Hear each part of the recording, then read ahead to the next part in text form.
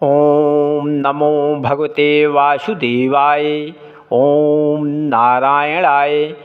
अगली कथा राजा परीक्षित को राजगद्दी पर बैठाना। परीक्षित को राजगद्दी देकर हम लोग बदरी केदार में चलकर अपना शरीर त्याग करें। युधिष्ठिर की यह बात सब भाइयों ने मान ली। जब रोने का शब्द महल में पहुंचा और श्याम सुंदर के अंतर्ध्यान होने का हाल स्त्रियों को मालूम हुआ, तब कुंती और द्रौपदी आदि ने रो पीट कर इतना शोक किया कि जिनका हाल वर्णन नहीं किया जा सकता। कुंती ने उसी खेद में श्याम सुंदर के चरणों का ध्यान धरकर अपना तन त्याग दिया और राजा युधिष्ठिर ने पुरोहित को बुलाकर हस्तिनापुर की राजगद्दी पर परीक्षित को बैठा दिया तथा इंद्रप्रस्थ और मथुरा का राज्य वज्र नाम बालक को, जो श्याम सुंदर के कुल में बच गया था, देकर राजा युधिष्ठिर, अर्जुन, भीमसेन, नकुल व सहदेव, पांचों भाई और उनकी स्त्री द्रौपदी ने अपना अपना वस्त्र उतार डाला और एक एक लंगोटी व चादर पहनकर राज मंदिर से बाहर निकले। उस समय जो ब्राह्मण व कंगाल वहाँ पर आए, उनको मुँह मांगा द्रव्य देकर उत्तराखंड को सिधारे। जो कुछ ज्ञान श्री कृष्ण ने अर्जुन को गीता में बतलाया था, उसकी चर्चा आपस में करते हुए कुछ दिन तक श्याम सुंदर का ध्यान व तपस्या किया।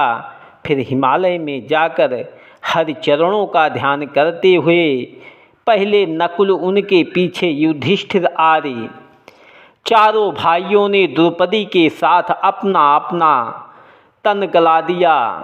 विदुर जी ने प्रभास क्षेत्र में जाकर अपना शरीर त्याग किया। राजा परीक्षित राजगद्दी पर बैठकर धर्म के साथ प्रजा का पालन करने लगे। न्याय से राज्य करके प्रजा को प्रसन्न रखा और 3 बार अश्वमेघ यज्ञ करके कलियुग को दंड दिया।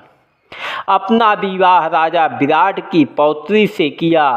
वे दान और धर्म में इतना खर्च करते थे कि एक बेर यज्ञ करते समय उनके पास द्रव्य नहीं रहा। तब श्याम सुंदर का ध्यान करने से बहुत धन उनको मिल गया और यज्ञ अच्छी तरह संपूर्ण हुआ। इसी तरह राजा युधिष्ठिर को तीसरे अश्वमेघ यज्ञ के आरंभ के समय धन का प्रयोजन पड़ा था।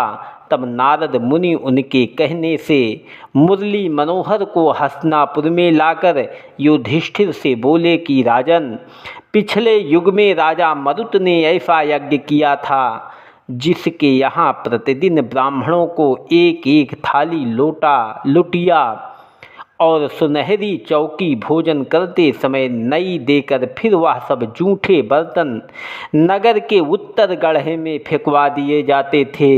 यहाँ यज्ञ होने के उपरांत जितना सोने का बर्तन बच गया था वह आज तक उस नगर के दक्षिण तरफ में गड़ा हुआ है।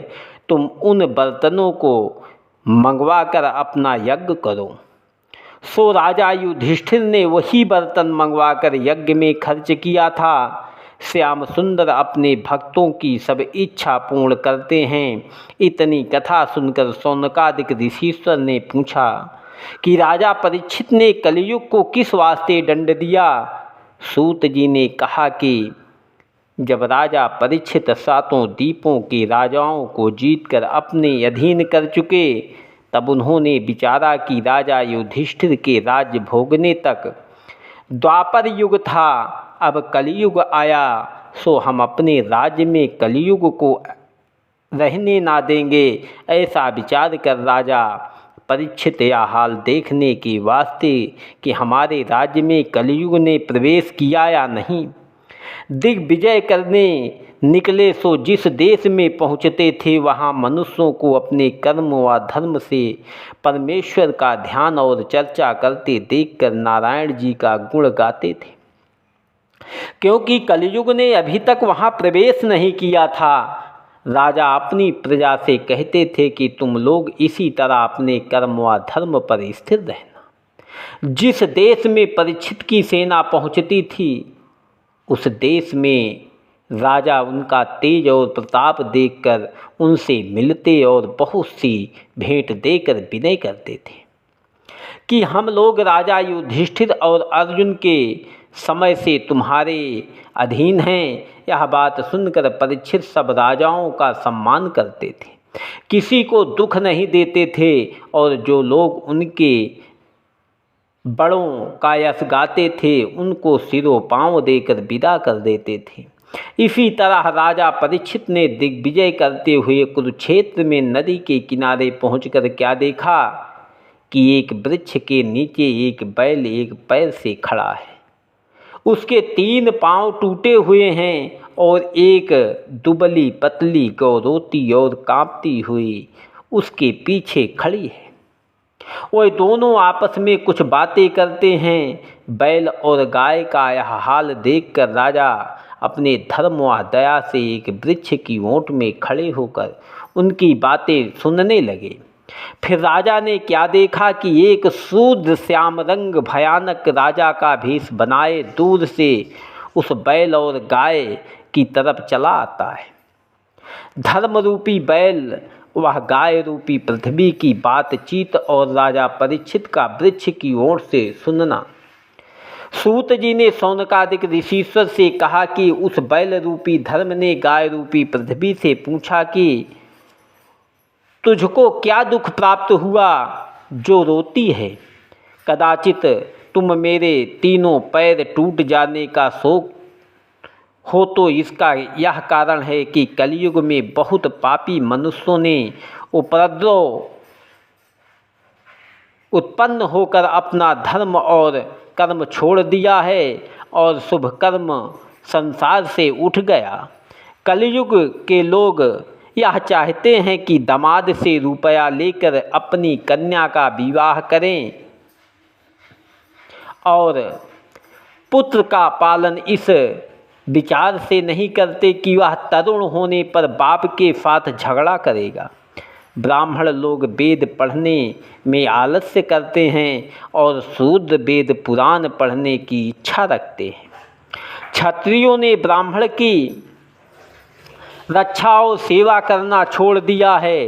राजा लोग प्रजा से दोनों फसलों का अन्न ले लेते हैं और यदि कुछ लगान फिर बाकी रह जाता है तो कहते हैं कि अपना बेटा या बेटी बेच कर दे, अथवा तू इस वास्ते रोती है कि श्याम सुंदर बिहारी जो तेरे ऊपर अपना चरण कमल रखते थे संसार से बैकुंठ को पधारे और कलयुग में अधर्मी राजा होकर तेरे ऊपर भोग करेंगे। अपने मन का हाल हमसे बतला। यह वचन सुनकर गौ ने कहा, तुम सब बातें जानबूझकर मुझसे क्या पूछते हो? जिस कारण तुम्हारे 3 पैर तप क्षमा और दया के टूट गए हैं, केवल एक पांव सत्य रह गया है, उसी लिए मेरा रोना भी समझो, क्योंकि मनुष्य का सुख धर्म और दया से है। जब मनुष्य ने धर्म क्षमा और दया छोड़ दिया तब वह परमेश्वर को नहीं जान सकता और यह बात नहीं जानता कि धर्म करने से ज्ञान होता है। कोई मनुष्य कहते हैं कि मेरा मन संसार से विरक्त नहीं होता, सो बिना ज्ञान प्राप्त हुए संसारी मोह छूटना बहुत कठिन है। मैं चारों वर्णों के मनुष्य और राजा लोगों के लिए शोक करती हूँ कि कलयुग आने से सबको दुख होगा। मेरा अधिक रोना इस वास्ते है कि वृंदावन बिहारी बैकुंठ को पधारे हैं। जब मुरली मनोहर के चरण कमल रखने से शंख चक्र पदा गदा पद्म के आकार में ऊपर बन जाते थे तब मुझे बहुत आनंद होता था। ऐसा कौन जीव जगत में है जिसे श्याम सुंदर के अंतर ध्यान होने से शोक ना हुआ हो। सो 36 गुण श्याम सुंदर में थे, उनका वर्णन मुझसे करती हूँ,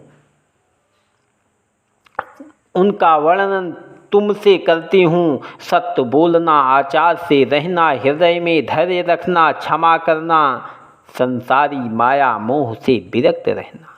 जो कुछ परमेश्वर देवे उसमें संतोष रखना, मीठे वचन बोलना, मन और इंद्रियों को बस में रखना, सब छोटे बड़ों को बराबर जानकर किसी का अपमान ना करना, किसी के दुर्वचन कहने से बुरा ना मानना, किसी काम में जल्दी ना करना, सुनी हुई बात याद रखना, अपना कहा हुआ वचन ना भूलना, ज्ञान को स्थिर रखना, मन में वैराग्य रखकर स्त्री और पुत्रों से अधिक मोह ना रखना, धन पाकर किसी से अभिमान की बात ना बोलना, बल अधिक होने से घमंड ना करना, सबसे श्रेष्ठ होना, सब विद्याओं को जानना, दूसरे का दुख देखकर दुखित होना, किसी से ना डरना, जो कोई अपना दुख कहे उनका हाल मन लगाकर सुनना, भूत भविष्य वर्तमान तीनों काल की बातें जानना,